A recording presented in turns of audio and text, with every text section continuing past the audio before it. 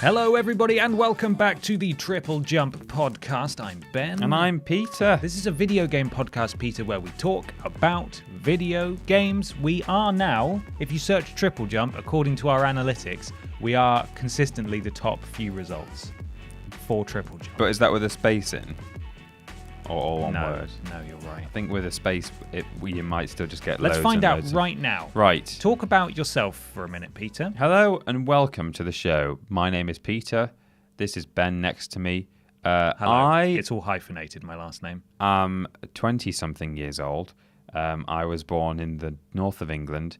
I'm being suitably vague because I don't want to dox myself, because I've got loads of money in my bank account that you would love to access if only you could. We're on the big bucks over here. That's not true at all. I have very little money indeed. We TripleJump. dominate. If you search triple space jump, it is our channel comes up first. Are you logged in as you though?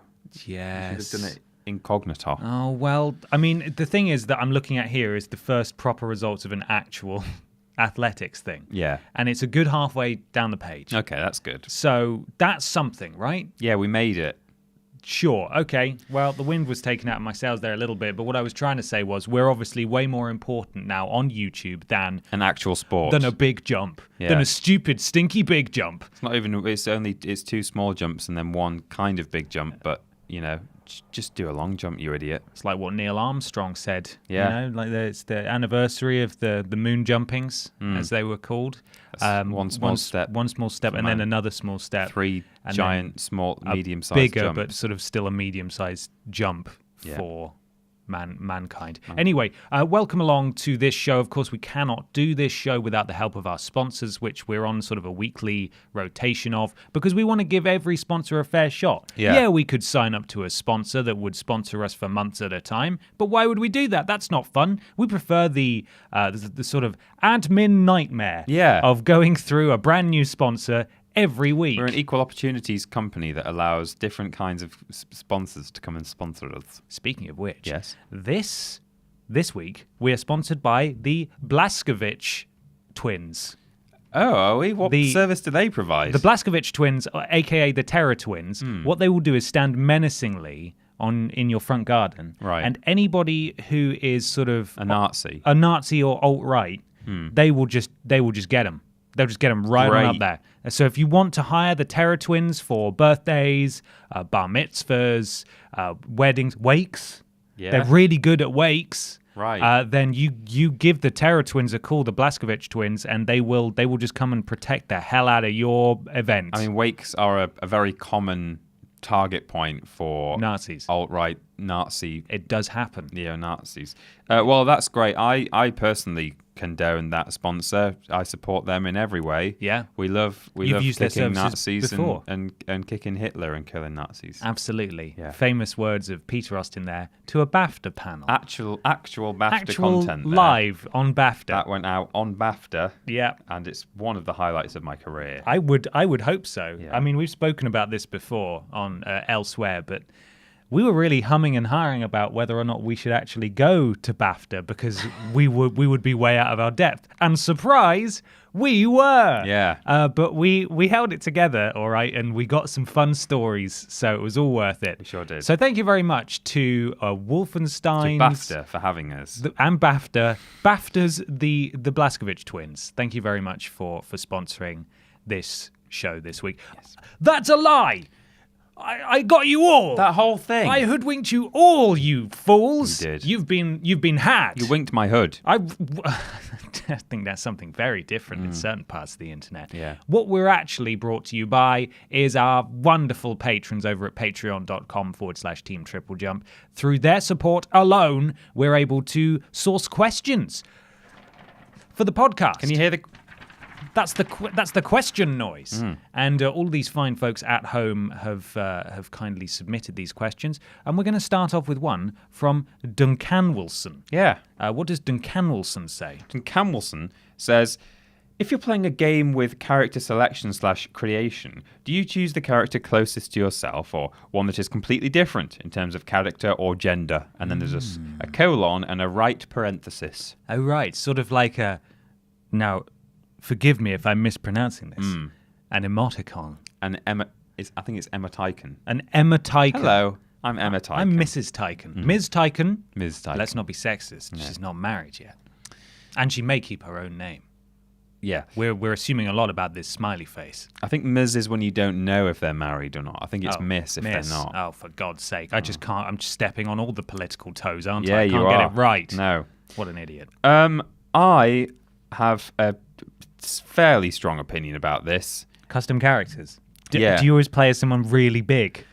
Yeah, well, if only. Well, I mean, no, but you're kind of in the right ballpark there in that I've always thought it's a little bit lame, and I'm probably talking to a large proportion of our audience and maybe even you at the moment, so prepare to alienate yourself, Peter. But I've always thought it's slightly lame when people make themselves in a game where you're in a sort of high fantasy setting, or you're like working for a crime syndicate, running around with guns and things, or murdering thousands of guards in Varrock to level up your strength skill. I think the one occasion where I may have kind of made myself was, I think the first time I played Fallout 3, I think I'd seen a video online and the guy who I was watching happened to make himself, and I think I just had it in my head that, oh, well, that's what you do on Fallout. That's just what you do. Make yourself. But that was just my first playthrough. But since then, and before then as well, in any game with character customization, I've never made myself. The closest I've ever got to making myself in a game like that, or certainly like a sort of single player experience anyway, is I would sometimes name them Peter, but only if it was, say it was Fallout. You know, that's not in a fantasy setting. It's set on Earth, and therefore it makes sense that they would have a regular human person name. And so rather than just choose a different one, which I don't know what I'd choose, Dave or Ben, I just put Peter. Yeah, what a tedious name. Ben. But you know, that's, if anything, that's just because, well, what else do I call him, you know, or her? But no, normally I make some sort of character that I envisage being in that situation. And partly it depends on, I often, when I'm playing an RPG, for example, I decide how I'm going to play before I even begin. So it's like, oh, I'm going to be a thief, or I'm going to be a big warrior. And then based on that character that I have in my mind, I guess you would say, that is who I kind of build in the character creation. So you sort of build the fiction out of the style of play that you want. Yeah, exactly. Okay, what about that's you? Do you interesting. make yourself much? I do make myself. Not very often anymore, but certainly back in the day, I remember Mass Effect 2 was one where I really tried very, very hard to make myself. Okay. But I'm not very good at character creation, Sweets. Oh, no. At all. WWE games as well, I've always sort of made a variation of myself. I may have to done an that. extent. Yeah. But it's hard, you know, it's difficult. Things got a lot easier when I grew a beard because as evidenced by Twitter, whenever anybody who is blonde and has a beard appears on any TV show, it looks just like me, apparently. Yeah. So that became a lot easier from sort of a cop-out of character creation. Yeah. I made a fairly convincing me in Bloodborne, for example, just because they've got a blonde beard and then most of their face is covered up half that's the time. handy. So it was just that worked fine. Well, Jules from What Culture always says, oh, it's really easy to make myself in game creations. It's just custom hair 0 and custom beard 1. And that's it. That's it, I suppose, yeah. Once you grow a beard, it makes things a hell of a lot easier Just a because bald hair. facial hair really distinguishes you. You know, when we get you just clink to your mug on the microphone. Cheers, everyone. So it's gotten easier since I've grown a beard, but I do like to play as a lady sometimes in games. Yeah. I think it's fun to play as the opposite gender and just like make a really badass female warrior or what have you. Yeah. Whenever I play through, I mean, I haven't for a while, obviously, but whenever I play through a From Software game for the first time, Dark Souls, Bloodborne, Demon's Souls, I'd usually make a male man who's sort of vaguely modelled on myself. Right. But then in a repeat playthrough, whether it be with friends or just for fun, I usually just go for a tank class, make them as strong and as powerful as possible, and I make just a very small lady. Right. Because I think that's fun. I think that's a fun combination of things to have. Yeah. So it varies for me. Okay. But I do get what you mean. It's a little bit lame, isn't it? To make yourself. It's partly that you know that the version of oneself that you might make, or that a stereotypical Cheetos called Gamer Boy might make, would be, have the same hair color and maybe the same shaped hairstyle and beard, but would just be like this Adonis man. Yes, and huge rippling muscles. While they're sort of drizzling Mountain Dew into their topless belly button. And sort of topless belly button. Well, they're topless and their belly button is exposed. And as they drink, that sort of pools into their little green rock pool on their tummy. No. And then that's where the actual crabs live. There's a small kind of chink in the curtains where a beam. What? Sorry? A chink in the curtains. Okay. Where a beam of light is coming in, and you can just see all the dust in the air in their basement dwelling. Right. This is, of course, a stereotype of gaming. This is a huge, massive stereotype. All of your mums and the newsreaders have of us. So what Peter is saying is you are only allowed to make yourself in a game if you are gorgeous. No, if you're ugly, then you're not allowed. No, you're allowed, but maybe you should just make yourself and love yourself. You don't have to make yourself like this sort of chiseled beast. If you're quote-unquote ugly, then you should make yourself, because you're probably not ugly.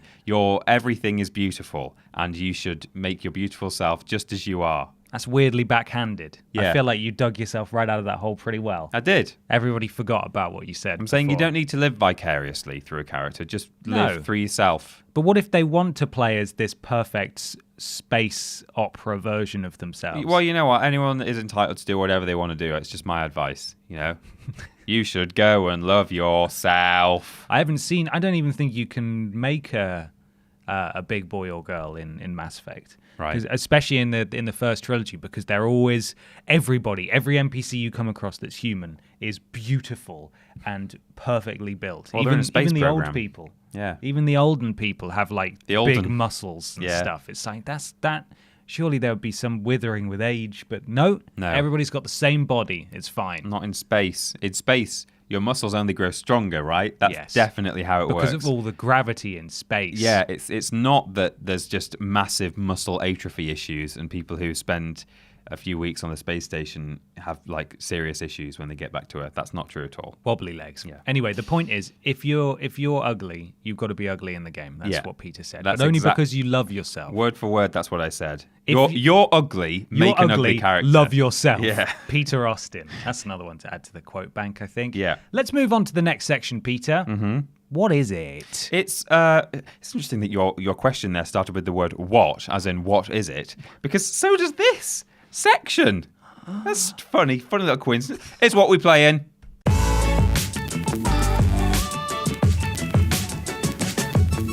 Ben. Yeah. This is a segment that we've been doing as long as this podcast has existed. As long. Do you remember what it is? No. Okay. Well, it's called What We Play In, and in this segment, we talk about the games that we have been playing on our PlayStation game or other consoles and computers. Usually PlayStation, just because that's what we have at home. Yeah. Ben, what are you? Were you done playing? I mean, I'm gonna. God, if someone put a little chart together of the different games that we played in each of the 24 episodes of this podcast so far, and just saw how many mentions for each one. I think I've played maybe 6 games since the beginning of the year. I think in the first maybe 5 or 6 episodes, I made a conscious effort to bring something new every time. Right. To the point that sometimes the day before recording, I'd be like, oh, I want a different game. I'm going to just play like an hour of something. I don't do that anymore, as you're about to find out. What about you today, this week? So, I mean, if you look back, it's been, I think, Dark Souls, Borderlands and then Crash Team Racing. And that's pretty much it. I have been playing a little bit more Crash Team Racing. Yeah. I am pleased to announce that I have now beaten all of Entropy's times and unlocked him. Wow. Or her. It's a him. It's a him. I verified myself. And so that's done. I've done all the time trials. Congratulations. Just one. Yeah. Just one. You get the other congratulation when I beat all of Nitrous Oxide's times, which is the next step. I tried it on Crash Cove a couple of times. He would beat me severely. Oh dear. Well, not severely. The problem is that I find with these time trials is that tracks that don't have shortcuts are actually really hard because it relies on the sort of ghost time that you've got to beat. What they're doing is just perfectly drifting, perfectly boosting around the entire track, and it's very difficult to beat that. Yeah. So I know I said that I was giving up with time trials before. I may say that again now and then slowly try to chip away at them again. Yeah, you at can't some help point. yourself. But that's the last trophy I need now, is to beat all of Oxide's times. But it does mean beating his time trial on like 20-something tracks, and I don't know if I will ever do that. But it's done. Most of it is done.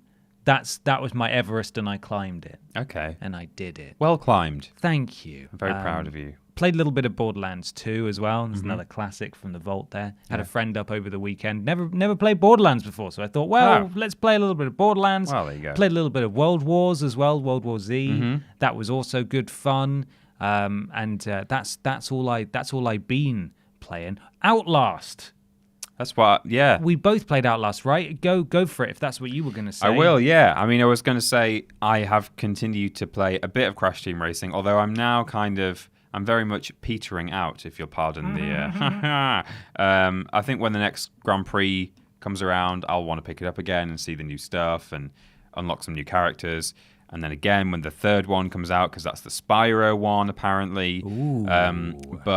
Do you know, sorry to interrupt, do you know if they're rolling straight into the next Grand Prix, or are we going to have a little break? I don't know, actually. I don't know if I want to go straight back in again. No. It's sort of become not a chore, but now that I'm no longer unlocking stuff, I feel less compelled to play. I only really, at this point, want to unlock the characters. I don't mind so much about the cosmetic stuff. So I got Torna. I've got the 4 umbrella ladies, the parasol girls. There's more to them than that, of course. They're all individuals. No, they're not. They were literally based off 2 models, the 4 of them from the previous game. There were only 2? Yeah. Oh, wow. I think they were reskinned, weren't they? I think 2 of them were the same model, and just, yeah. Yeah, so I'm not playing so much Crash anymore. It doesn't bother me so much about kind of trying to get silver and gold. Although I would like that silver award, that Crash biker suit. Anyway. You can get it. There's still time. There's 2 days. I might do. It's just I've not picked it up for a while, and I was away as well last weekend. So, but we've been playing Outlast. At time of recording, we've played our first session, which was live streamed.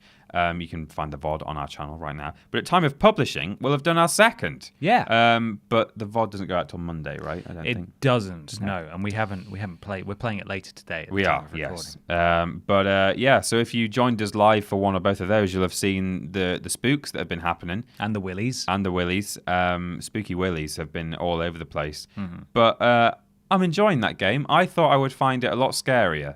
I had seen a bit of footage of it a long time ago.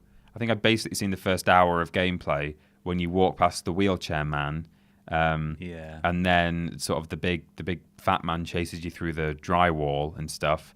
And I thought, oh man, that's set in an asylum, which has always been it's up there with one of my kind of horror themes that really gets me. Really? You know? It didn't help that when I was very young, probably about 8, my great-grandma, who lived until she was 99, was in a nursing home.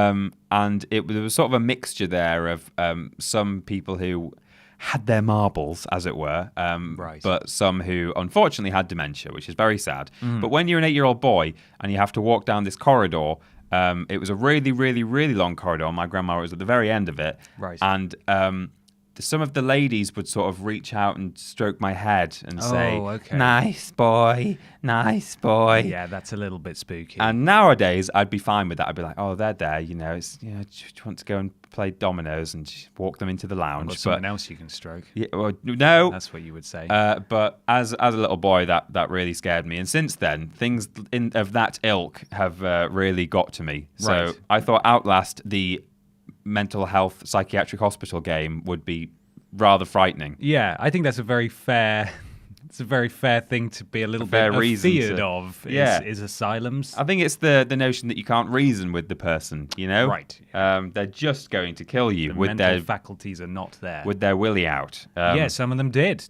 Yeah. Twice, actually. They did. But yeah, I'm not finding it too spookums, fortunately. So Well, that's good. You can carry on playing it, and Thoroughly I'll enjoying keep it. reading chat. there's a sequel, isn't there, as well? Yes, we saw a bit of that being played, didn't we?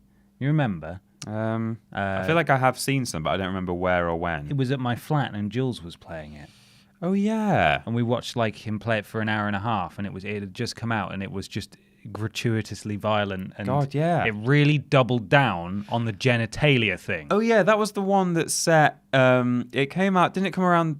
It come out around the same time as. Oh, a game that was kind of very similar in that it was set in a sort of religious-y kind of rural Yeah, it was like environment. Resi 7 sort of time. Yeah. That's when it came out. Yeah, it was set in very much Resident Evil 4 kind of location. Yeah. Spooky town in the woods kind of deal. Yeah, that's right. I remember now. But yeah, that looked a bit frightening. We may play that. Maybe. God, yeah, that was a We'll bit see. intense actually.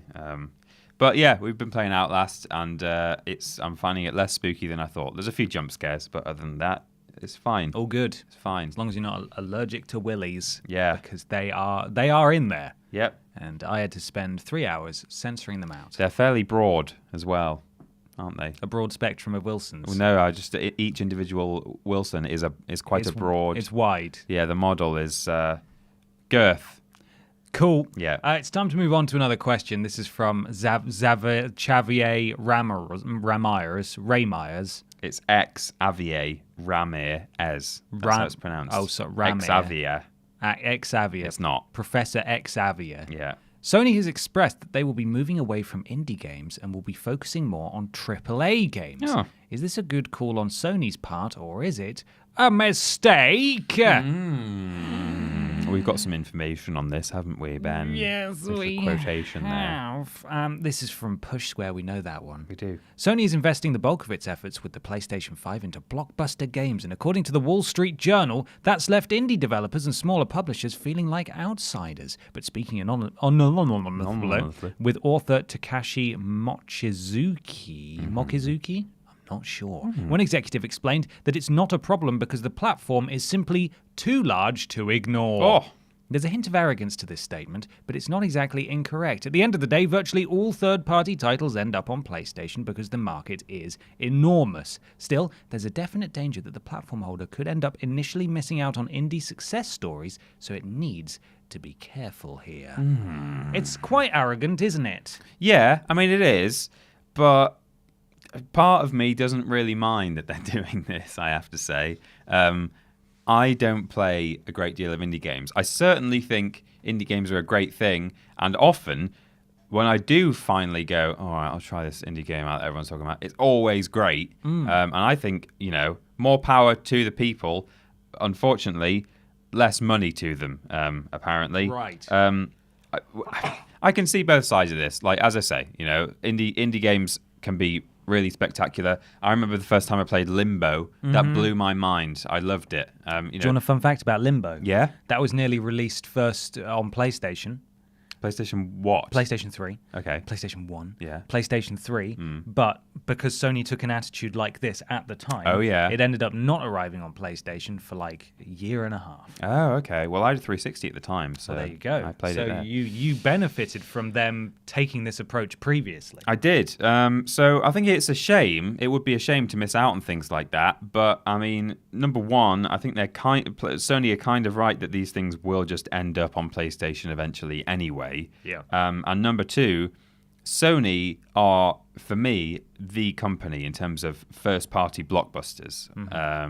And I kind of just want them to pump as much into that as possible and see just how far they can go. If they're already doing as well as they are, whilst also to an extent supporting, various indie companies, just how crazy can things get if they just absolutely steamroll into the AAA world and say, this is all we're doing. We're going to make it the best it can possibly be, So it intrigues me, if nothing else, but it is a shame, I suppose. I don't think that they would be missing out on much if they changed tact and decided to actually support indie games like they did a few years ago. For example, I can't imagine that the resources that they were dedicating at the launch of the PS4, where they had an entire initiative and they were wearing shirts and everything, PlayStation Loves Indies, was a whole initiative, and their E3 conferences, they had loads of indie games on show and stuff. I don't imagine that the effort it took to put that together will improve or increase the output of their AAA games. I really think the difference is negligible. I think that they stand to potentially miss out on some really good stuff here. I still think that even if they were loving indies as they did a few years ago, that we'd still get God of War 2, we'd still get Marvel's Spider-Man 2, The Last of Us Part 2, all that kind of stuff. And you're right, like, I can't say that I play many indie games at all. There's an awful lot of them out there, but apparently these indie developers have been feeling quite spurned for a while. They feel like they have no relationship with PlayStation whatsoever. The Switch is a great place for indie games, and increasingly you're seeing indie games released exclusively on the Switch before eventually coming elsewhere. I feel like PlayStation are going to miss out on potentially some really, really big stuff, because statements like this don't help. The statement's not good. No, the statement does not make them look good at all. No. If they would just sort of continued their current trend, which is indie games, whatever, but we're not going to talk about it. The fact that apparently someone has actually said they're too large to ignore, that makes them look really bad, and probably raises the hackles of a lot of very talented indie developers who would otherwise consider releasing their game on that platform. And you're right. I don't imagine that many of those developers will turn down the payday of putting it on PlayStation eventually, anyway, regardless of what PlayStation have said. But I can't help but feel that making it known that this is their feelings toward indie games is not helpful. That was definitely the statement isn't great. But it's interesting. Like, Sony has long had a good relationship with indies, and they've facilitated that. And not just, as you say, that campaign of Sony loves indies, PlayStation.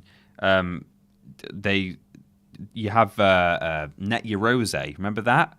From on PS1. I don't know if it was called the same thing on PS2 or not, but it was essentially a kind of dev kit that anyone could get. I think it was like a certain build of the PlayStation model, right? And it also was this the black PS1? Yeah, I think it was the black PS1. I think that's the same thing. And I think you could somehow integrate it with a computer, and it would allow you to basically code games for your PlayStation, and it was for anyone.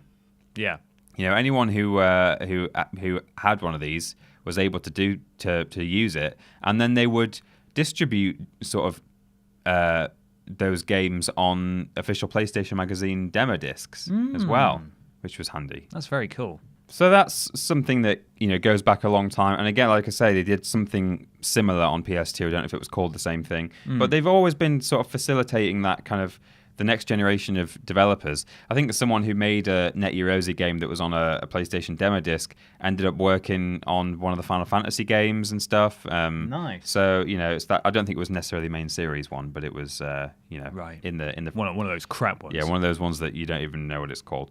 But I don't know. So it's funny to think that once upon a time they were really actually so supportive of indie developers and hobbyists. And now this is the attitude. Just, they'll come to us eventually. I don't know. You're right that, maybe dropping indies won't actually add enough of a benefit to their AAA scene to warrant doing it. But if it did, I don't mind that they're sort of dropping. Because I feel like, the indie games are still going to be available on PC and, as they say, they may eventually end up on PlayStation anyway. Yeah.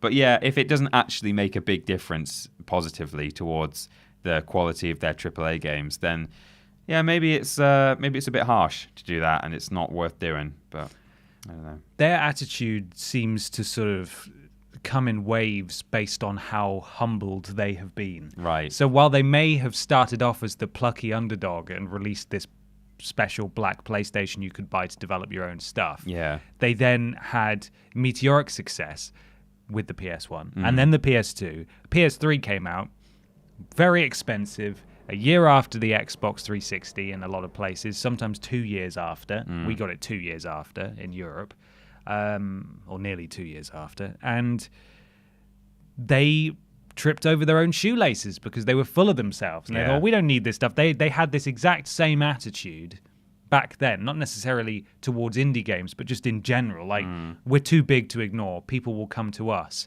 And We people can wait 2 years, yeah. Right. And it was disastrous for them. And eventually they got back on track.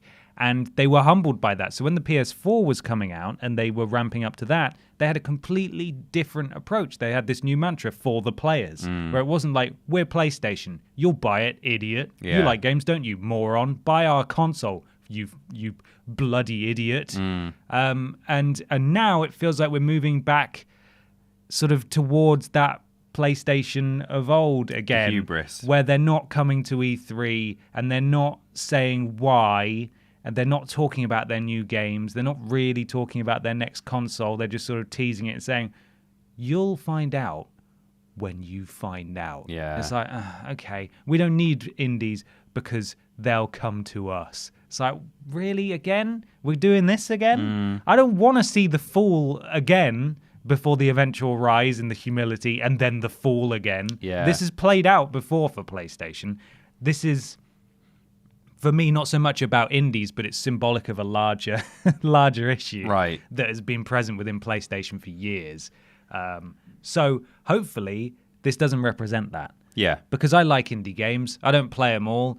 Some people do, but I just want small companies or individuals who are passionate about making games to feel welcome on a platform that I enjoy. Yeah, because it I could don't be the wanna next miss big out on thing. it. Yeah. And I don't just mean their indie game could be the next big indie game. I mean, those companies, given a bit of success and a bit of interest from their audience, could go on to much bigger and better things. So, yeah, actually, it's always worth supporting the underdogs. So hopefully that's just either a misquote or not truly representative, or maybe PlayStation bucked their ideas up, because I think it sets...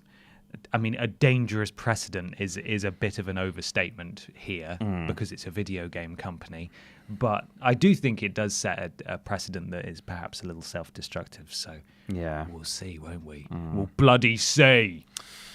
Well, it's time from something that was quite serious and almost a bit of a big discussion. I think that was getting quite intense. Quite discussion-y. We should relax with some weird news. Weird news.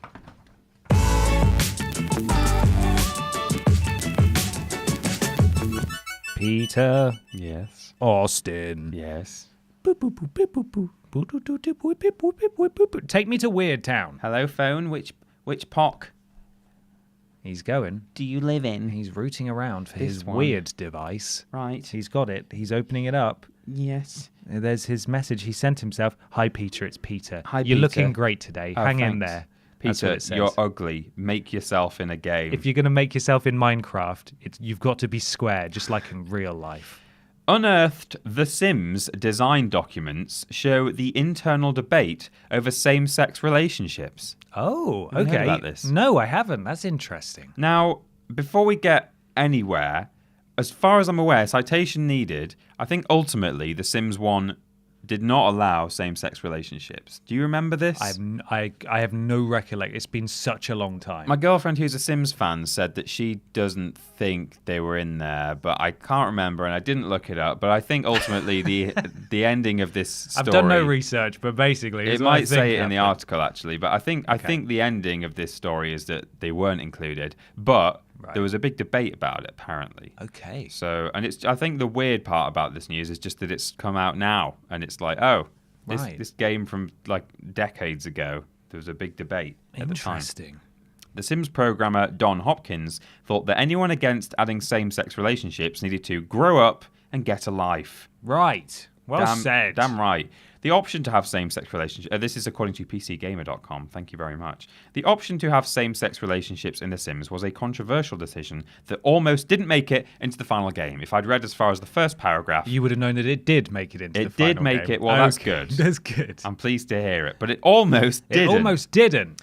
Though The Sims was meant to be a deep simulation of everyday domestic life, some developers at Maxis feared that controversy might give EA a reason to cancel The Sims outright. As explained in this excellent interview with programmer Patrick J. Barrett, the third is his name, same-sex romance was initially included because of a managerial oversight. Oh, okay.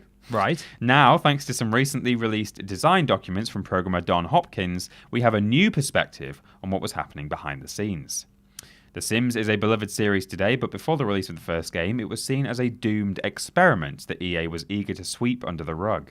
After many tumultuous years spent in development, its own design team was convinced that EA was looking for a reason to kill the project and protect the SimCity name from being tarnished. No other game had facilitated same-sex relationships before, at least to this extent, and some people figured that maybe we weren't the ideal ones to be the first, as this was a game that EA really didn't want to begin with, Barrett said at the time. Hello? That was an actual train. A train just went, whoa. But, as notes in Don Hopkins' design documents explain, the first version of the romance system only allowed for interactions between heterosexual Sims, something he took great issue with. And I will now cut to the chase with some screenshots that were posted on Twitter of internal documents. Okay. This was on Friday, I think. I saw it on Twitter when I was on the train. So this is really interesting. I'll just read these verbatim because they're great. Okay. The whole relationship design and implementation, I've looked at the tree code, is heterosexist and monosexist. We are going to be expected to do better than that after the Simcopter fiasco and the lip service that Maxis publicly gave in response about not being anti-gay. The code tests to see if the sex of the people trying to romantically interact is the same, and if so, the result is a somewhat violent negative interaction, clearly homophobic. We are definitely going to get flack for that. It would be much more realistic to add a model to model it by two numbers from 0 to 100 for each person, which was the likelihood of that person being interested in a romantic interaction with each sex. So basically, you would be able to do a scale of like sexuality from heterosexual to homosexual. I don't know if he means you could set that as a custom thing when you create your character, or if the game would sort of work it out based on your interactions. But that initially, whenever two heterosexual characters interacted in a sort of a romantic way, the programmed reaction was one of disgust. Oh, once upon a time, yeah, they would try and fight with each other. Oh, wow. Because it's like, oh, you're gay. Ooh, don't touch me. Fight me. Yeah. Let's wrestle. With this model, you could simply motto monosexual, heterosexual, which is all we have now in the game. Monosexual, homosexual, like the guys in Simcopter. I don't know what happened with Simcopter. Yeah, something really went down with Simcopter. Bisexual, non-sexual, and then in brackets it says Mother Teresa, presumably. That's just an example of someone who's non-sexual. All right, okay. And all shades in between, most of the rest of the world's population, it says in brackets. And then he says, this scale could be influenced partially by random factors, and anyone offended by this idea needs to grow up and get a life. And hopefully our game will help them in that quest. Anyone who is afraid that it might offend the sensibilities of other people, but of course not themselves, is clearly homophobic by proxy, but doesn't realise it since they're projecting their homophobia onto other people. So there you go. That's some internal documentation from the sexuality debate that took place in The Sims 1's development. Interesting. That's interesting. So it sounds like a lot of the reservations that they had internally weren't so much that people working on the game had no time for gay people. No. It was more that they were worried about the backlash that would occur if they did include that kind of stuff. Yeah, the public reaction. But, there was a little note at the end there that kind of said, if you're saying that, don't worry, those people need to grow up and just get a life, those members of our audience. Right. But if you're saying that and you're standing by that, you're part of the problem. Maybe you're the issue here, you know? You're just sort of exacerbating homophobia. So well, good for them. Yeah. I couldn't have told you that there were gay relationships available in the I couldn't first remember. Sims. but No idea. Confirmation there in that PC Gamer article. Thank you very much, PC Gamer. That is weird. Politically correct gamer there. Yeah. Thank you very much. I've got some weird news as well, Peter. Is it weird? It's pretty weird. Okay. It's pretty weird. This is from Polygon. Mm-hmm. One of Steam's top-selling titles last month was an intense sex game. Intense sex game. An intense sex game. Okay. Would you like to learn about the intense sex game that was the top-selling title last month? It wasn't it was one of the top-selling titles. Is it a game about intense sex or a sex game that is an intense game? And it was also one of the top-selling titles last month. Yes, it was, Peter. What? It was both of those? It was both of those. Okay. Valve released its monthly report of top-selling games on Tuesday, and while the list is largely composed of familiar faces and recent releases, one nugget might raise eyebrows. I'm going to attempt to pronounce this game's name. Koikatsu Party, maybe. An anime game where you can build a waifu to exact specifications. The purpose of the game is to bed the people that you create. Oh, good. So, as we have said numerous times, we don't want to yuck anyone's yum. If you're into this, good for you. The reason we're including it here as weird news is that it's one of the top-selling games on Steam, which is kind of surprising. Pretty weird. Not that the game is weird, although we are about to describe it in graphic detail, and I know that probably Peter and I won't be too enthused by its contents. As much as we don't want to yuck anyone's yum, I think we're still entitled to say that's a bit weird. That's a little strange. Yeah. In the last year, Valve has started approaching sex games on Steam with a more lax attitude. Where before, games with suggestive themes could sometimes be rejected from the storefront, Valve now allows nearly anything onto its store, even sex games. Oh. The caveat is that while anything can be sold, anything particularly adult has to be labeled as such. While exact numbers weren't provided in the blog post, Koikatsu Party is among the top-selling games of June 2019 in the platform, according to Valve. Why are people flocking to the game? Well, Koikatsu Party brands itself as the ultimate anime character maker. Oh, okay. Players are given over 300 options to adjust for the women or men they create, as well as a number of shaders to further customize their experience. You can even adjust anything from pubic hair to beauty marks. What? It should really have gone the other way around, shouldn't it? From beauty marks to pubic hair. Like pubic hair was the normal thing that you can adjust. Even beauty marks. That's crazy. What? Once fans have made a character, they have up to 30 different personality choices to assign. They have up to 30 minutes to do what they want with him or her, and then the character is lost forever. They have a bus to catch and they never come back. Yeah. All of this fuss is made for one purpose, to have sex with whatever you create. Whatever you create. There's not much else to the game beyond character creation and sex. Right. Characters can have their own sexual preferences and sensitivity options, so they'll react differently to whatever you do to them. Oh, God. The game will then let you, and this is a quote from the game, touch, pull, lick, finger, and pump to your heart's content. Right. Pull? Pull. Pull on what? I think they're confusing this game with a bop it. Yeah, sounds like it. Flick it. Curiously, the game leans heavily on the stereotype of the otaku nerd who prefers 2D girls over actual women. The promotional text boasts the game will leave you wondering why you ever bothered with real people. Seriously, who needs reality when you have anime? That's a quote from the game blurb. Have you seen an image of the sort of graphical quality? It just looks like a graphic novel. Right, so is it like sort of 2D? It's like it's just anime. I say graphic novel. I mean like a visual novel, like just exactly like any screenshot of Persona, basically. Right. It's not 3D anime models.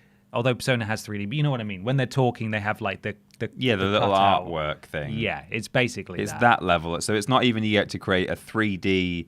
Well, you might do. That's just the screenshot I've seen. Okay. And like Persona, that may just be the sort of dialogue options, and then you get some real filth in a bit. Yeah, the dialogue options in this sex game.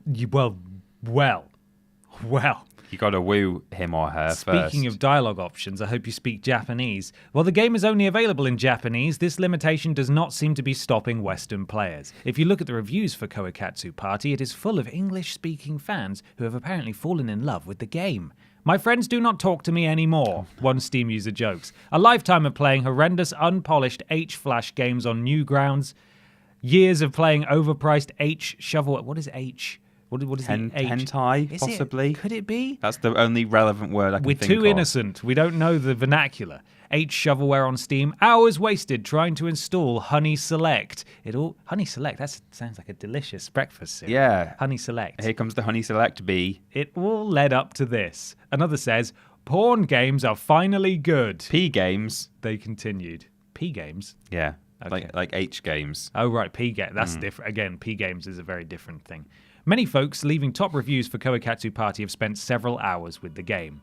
Notably, all of this isn't available out of the gate. Players must download a patch to uncensor the action, though at this point that's become tradition with any risque game on the platform. Steam might sell sex games, but sometimes you have to go an extra step to actually get to that action. That's an interesting way of kind of covering themselves, in, as it were. or not. Is that the game that you download from Steam is censored, and so Steam is saying, hey, look, the official version of the game coming from us doesn't show anything too bad, and then you have to go to a third-party patch, which I'm sure is essentially first-party, but it's just hosted elsewhere. And then that uncensors it, but Steam can wash their hands and be like, "Hey, it wasn't nothing us. to do with us." It's like torrents. Like, we don't host the files; we just let people use our website to communicate with one another. We're not doing anything wrong. Shut down. I mean, yeah, we deserve it. Please don't send me to prison.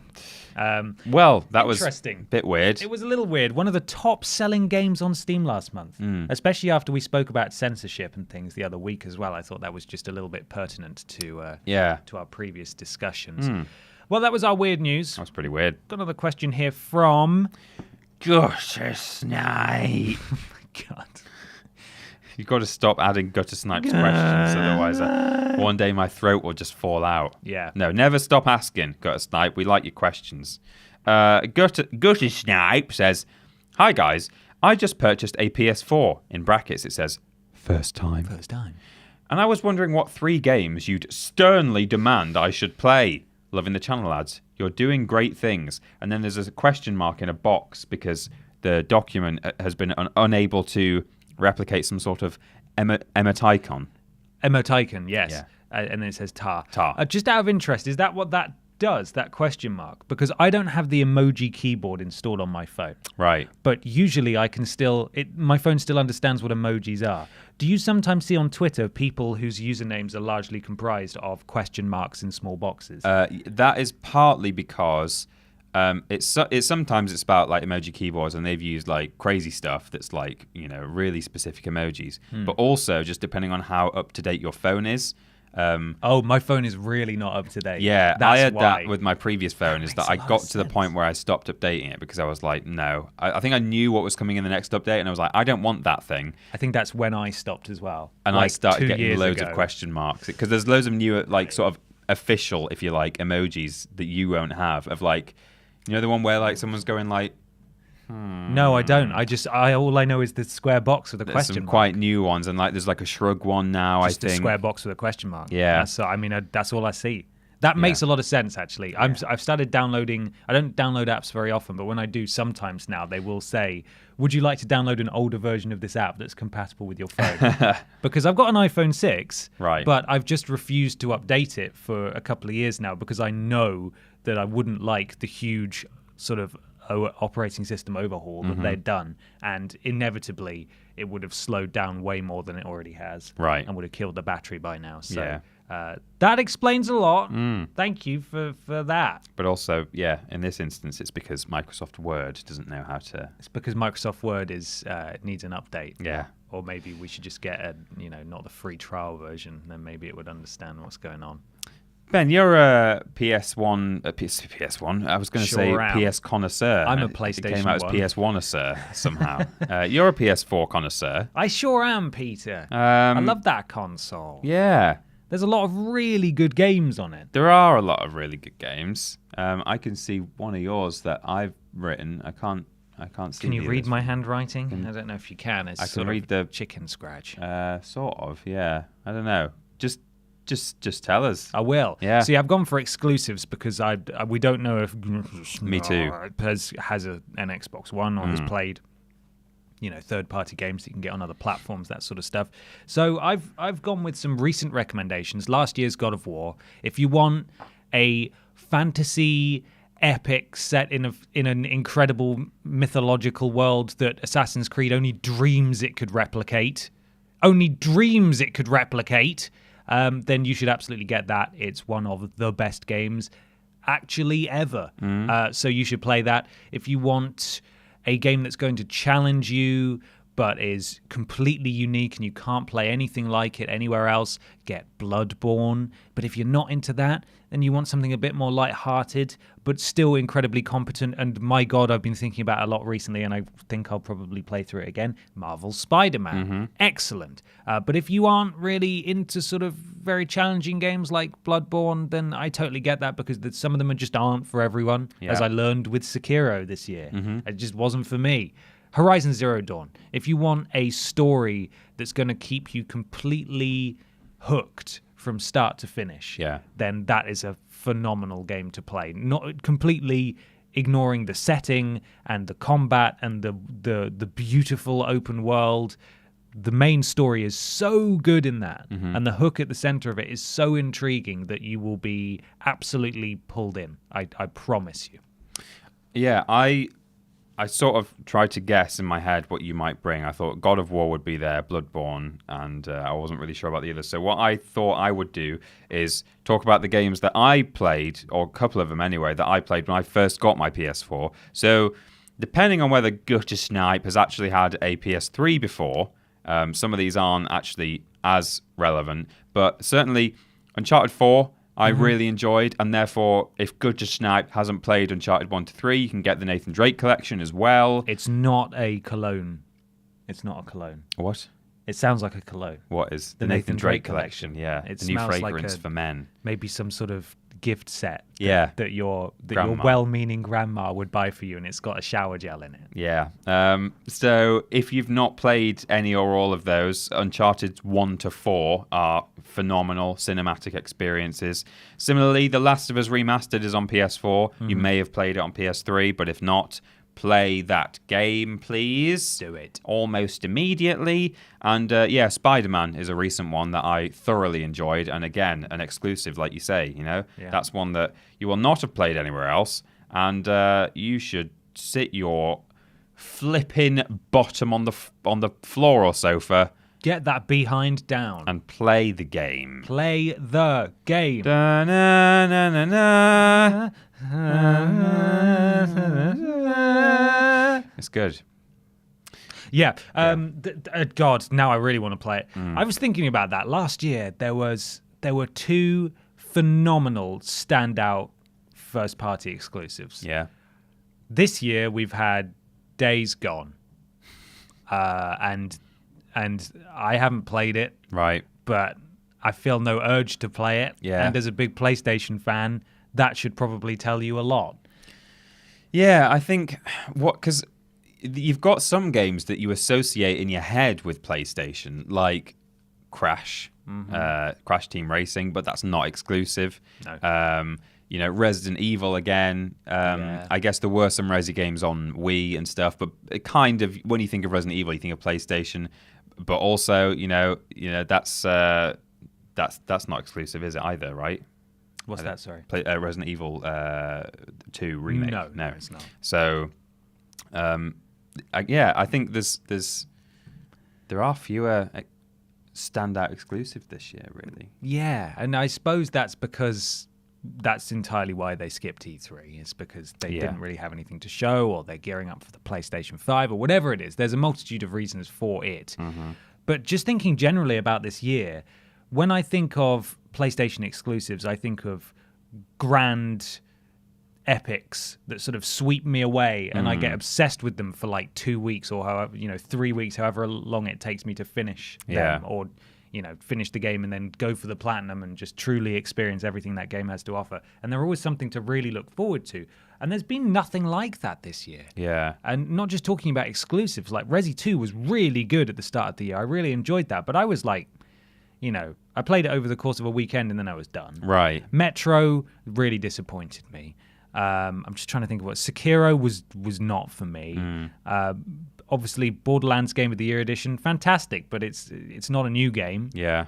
Borderlands 3 is coming out. That's something that could potentially turn things around a little. But Crash Team Racing really is the only game that's come out this year that I have stuck with and really played, and that's kind of a shame. Yeah, because we're halfway through and I haven't had anything. And really. again, that's not a game that exactly has a big meaty narrative to it. No. It's a lot of fun to just do some races, but it's literally a grind. Yeah, like that's what it is. And I need someone to come out with something that just sweeps me off my feet. I'm trying to think if there's anything slated for the rest of the year, but we've got Star Wars.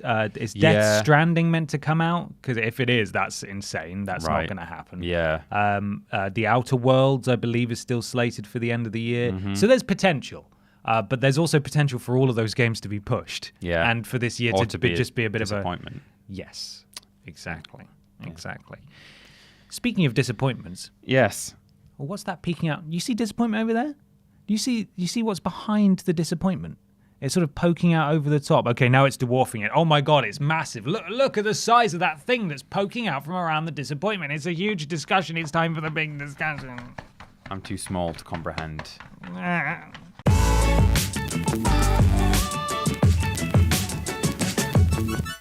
It is big discussion time. Are you ready, Peter Austin, for the big discussion? Got it. Fire. Beep, boop, boop, beep, boop, boop. This comes from Ginny. Ginny says, has Rockstar pushed the bar too far with having an actual casino with gambling in GTA Online? Or do you think there's no real issue since you can't turn the winnings from the casino back into real cash? I think loot boxes are still way worse. Little factoid I heard about this morning. The new GTA Casino update is unavailable in 50 countries around the world. Is it really? I believe citation needed, but I think it said countries, yes. I did not know that. That is surprising. Yeah. Interesting. Well, we've got a little bit more context from Forbes. Mm-hmm. Would you mind contexting us, Peter? Sure. Want the whole thing? Let's get the whole thing in us. Rockstar Games have added the Diamond Casino and Resort to GTA Online. It's a pretty cool sounding new location, replete with a rooftop infinity pool, lots of new missions, and a virtual casino where you can spend in-game chips on slot machines, roulette, blackjack, or three-hand poker. This is where things get ... dicey. Do you get it? Because of dice.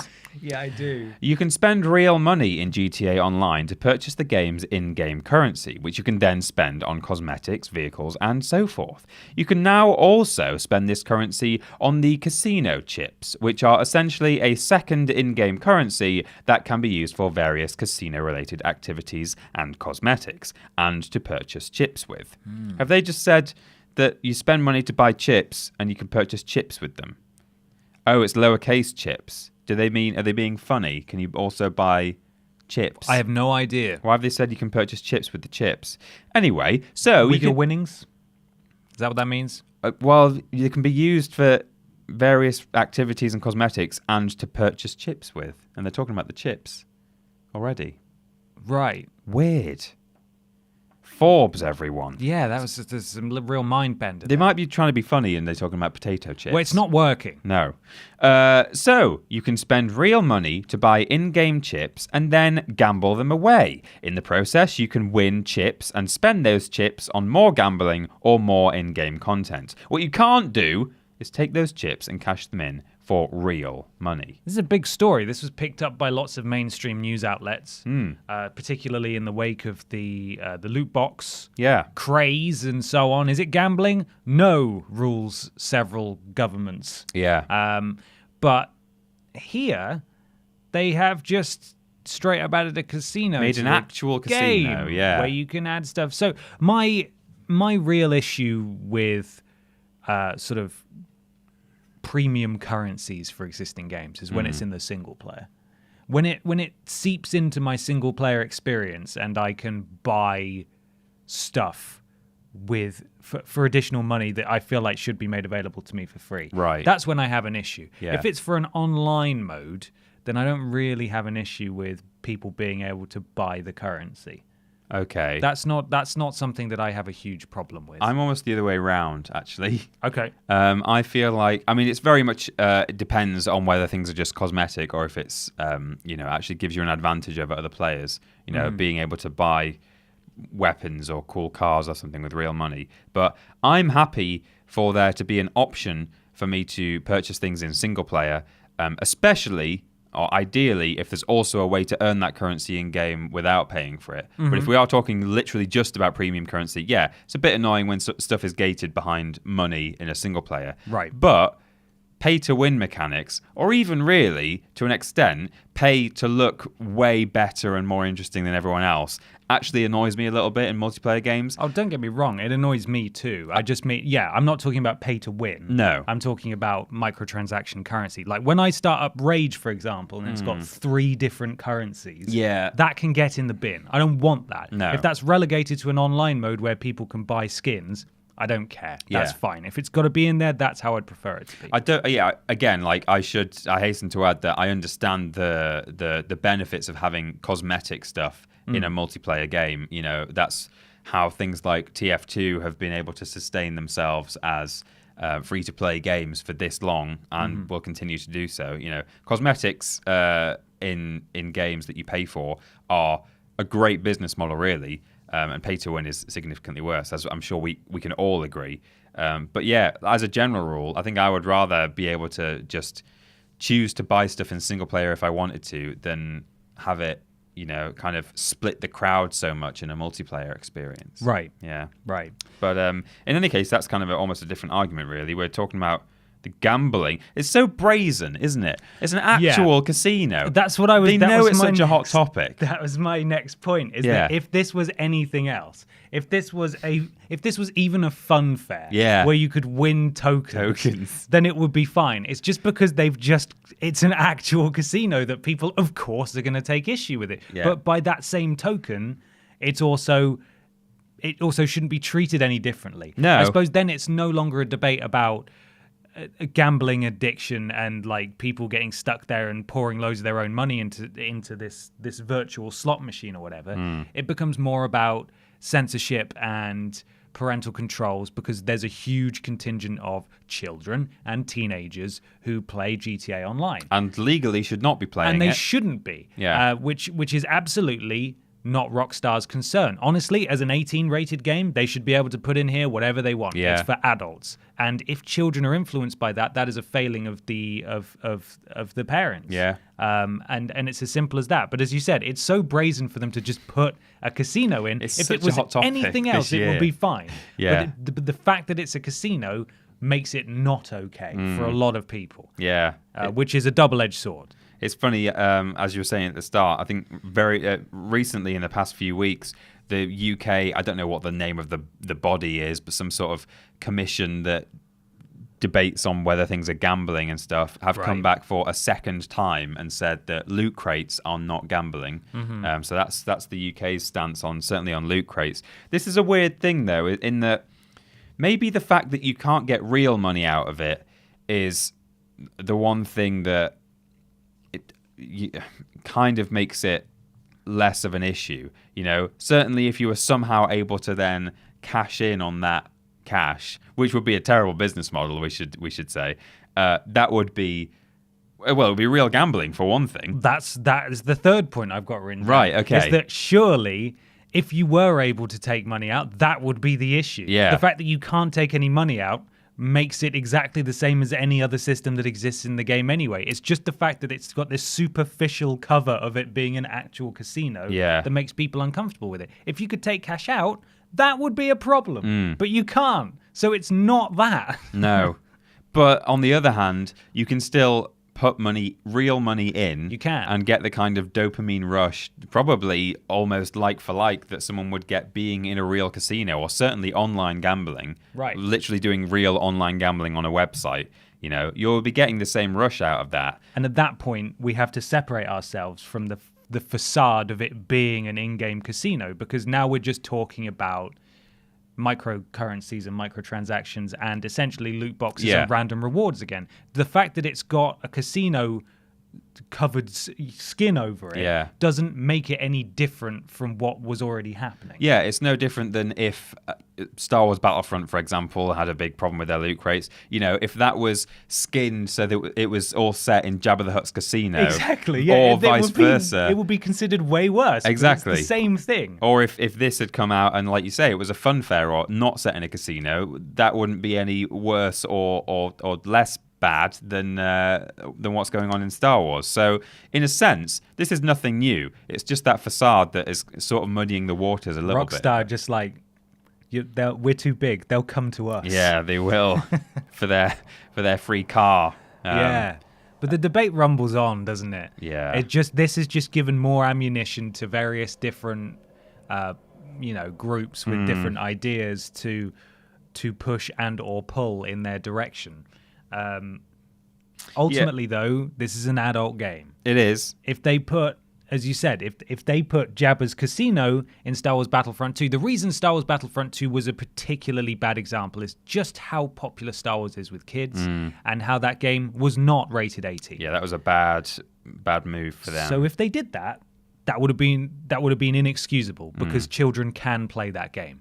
But here, this is for adults. Yeah. And there needs to be an element of discretion that adults use. And if they have an issue with gambling, or if they have an addictive personality of some kind, then they need to take responsibility for that. And if they're unable to take responsibility for that, then because they have special needs or something like that, then someone needs to be able to help them. But I don't feel like that is the responsibility of Rockstar in this instance. Well, no, because if you have in your mind this person, a hypothetical person who has a gambling issue, and they realize, oh, now there's a casino on GTA, I'm going to play that now as well and sink all my money into that. You know, you might say, oh, that's terrible. Rockstar are facilitating this behavior. It's like, okay, well, if Rockstar, for argument's sake, just pulled this next week and said, oh, it's too controversial, we shouldn't have done it, that person who's been gambling in GTA is just going to go, all right, I'll just go back to the bookies then. Or I can get real money. I'll just go to the casino. And that's the thing. They'll still get the dopamine rush, potentially, from winning huge money in the game. But the fact that they can't take the money out it has to be a huge factor here. Because if you went to the bookies and you put some money down and you won, you'd be like, oh my God, this is real money I can do stuff with. I can start making a living doing this. It's different. You will get bored. I've had card games on my phone, this is years and years ago now, where I would, that were free, and I would put money in to unlock cards, and I would spend maybe a few quid a week, sometimes more than that. And I felt it was justified because the card game was free and I would play it a lot and I wanted to give some money back and stuff. But also there was definitely that hook, that dopamine release that kept you playing and kept you thinking, I could unlock a really good card if I put some money in. Eventually, though, you get bored of the game and you walk away. It's not the same as gambling where you can get money out. Now, don't get me wrong. I'm not a fan of it. Right. And I don't like it, but we've got to make a distinction here. We have to use facts in this debate, otherwise nothing. We move nowhere. Yeah, as you say, you will probably get bored and walk away from it. But one way or the other, if GTA Online didn't have an online casino, which isn't actually real gambling anyway because there's no money to be won, then those people that we're talking about with addictive personalities and gambling problems would just go elsewhere to gamble. They would go to a real casino, or they would play poker on the internet where you can gamble real money. So this isn't, I don't think, it's not going to cause any further problems necessarily that wouldn't have already occurred elsewhere.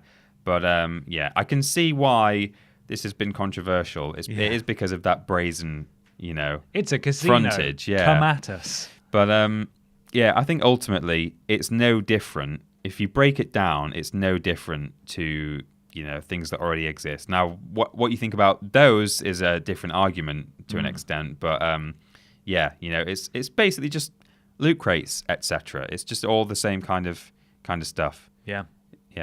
It's no more similar to a real casino. I agree. But what do you think?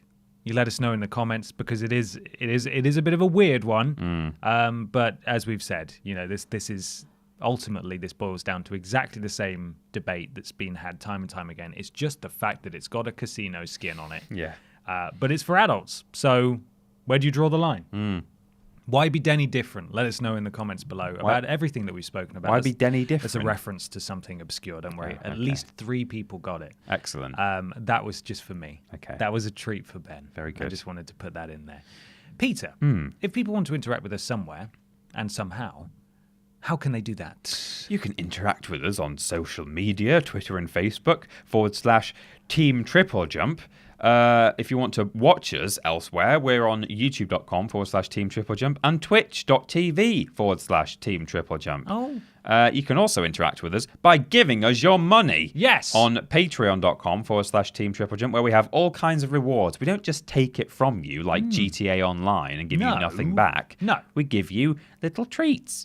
If you're watching the video version of this podcast, you can listen to the audio version at play.acast.com/s/TripleJump. There's no team there. No. Our website is triplejU.mp, triplej.mup, where we have a store and a careers page with no jobs on it at the moment, but keep an eye on it. And if you do go to that Patreon, one of the benefits is there's a special room in our Discord, which is bit.ly/Team TripleJump. Wonderful. If you'd like to follow the two of us on Twitter, you can do at @PeterAustin and @confused_dude. And you can do the same thing on Instagram at @PeterAustin, @BenPotter20. We have both teased a new show that we recorded this week. So if you want to find out some more information, why not go over there and give us a follow? Onto Instagram. You can go check it out. We also released one of our new shows. We did. This week. Yeah. Called Cut Content. Thank you very much to Boof from the Yogscast for being our first guest. Yeah. It is heavily inspired, obviously, by our wonderful friends/roommates over at Cultaholic. They have a show called Straight to Hell, which is essentially Room 101, as I'm sure a lot of you are aware, where a guest brings 3 things they don't like that they wish they could cut from the world of wrestling. Well, we're doing that, but with video games. Yeah, and we can because we're a sister company and we're allowed to rip them off however we wish. Absolutely, and we did talk to them first, and they said, that's a good idea, you should do it. Just in case people think there's drama, because people always like to assume the worst. People think there's drama? No, but some people are like, I can't believe you ripped us. It's like, shut up. Shut up. Shut up. We're the same company. Get out of here. We drink you scamps. tea and coffee together. Yeah, out of the same mug. Yeah. There's just a big communal office mug, and we all bring straws. A trough. Everybody's got a straw. Yeah. We don't have mugs. We have straws. We've got a fair bit of feedback for it that we're definitely paying attention to. Obviously, we don't have the luxury, being in Newcastle, of having many people in the area. So we're going to have to do sort of Discord/Skype calls, and as a result, there's always some sort of technical delay that results in sort of talking over each other and stuff. So the way that we've done it is, instead of doing a side-by-side video, where one half is the guest and one half is us, we sort of cut between the two, because otherwise there's a little bit of talking over each other, and it just doesn't, like, that was the best way we could get around it. Yeah, basically. You can hide those talking over each other moments by cutting between them and using some clever editing. Exactly. So if you're wondering why we did that, that's why. And some people also had an issue with the music as well.